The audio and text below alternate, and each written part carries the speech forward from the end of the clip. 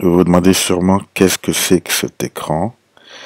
Eh bien, c'est l'application Ecodemix de RTE qui donne des informations sur la consommation d'électricité en France, la production d'électricité, les émissions de CO2, les échanges commerciaux, etc., etc., etc. Alors, on va voir, par exemple, hier, la consommation d'électricité en France. On voit bien la date en haut. Ici, c'est le 29 novembre 2014. La courbe or, c'est la consommation.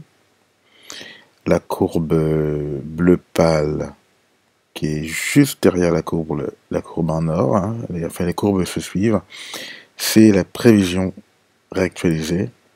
Et la courbe bleu foncé, c'est la prévision de la veille. Alors on voit que euh, les prévisions sont plutôt justes et suivent plus ou moins la consommation d'électricité en France.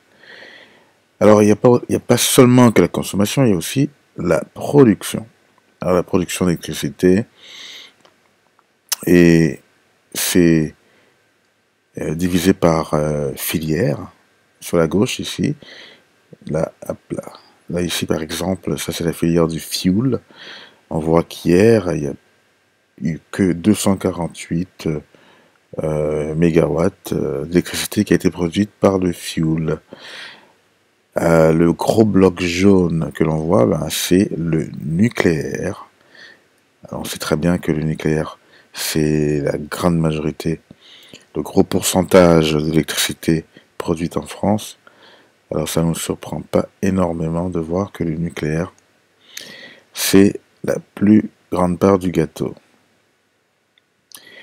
Ça c'est le solaire, hein. Vous voyez, hier, il n'y a pas fait beau sur la France, donc il n'y a pas eu beaucoup d'électricité qui a été produite par l'énergie solaire.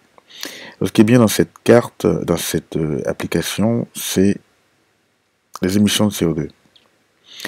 On voit très bien que ça se situe aux alentours de 29 grammes de CO2 par kilogramme par kilowatt-heure d'électricité produite en France. Ah, ce qui est intéressant ici, c'est les échanges commerciaux. Alors on voit que hier, en France, nous avons été excédentaires. On a exporté plus d'électricité qu'on en a importé. En fait, on en a importé zéro.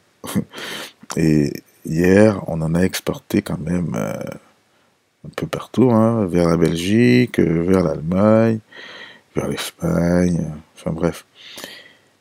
Voilà, c'est une très belle application. Il y a un petit bug dans les données régionales, mais sinon, c'est une excellente application. Elle est gratuite sur l'App Store et sur Android.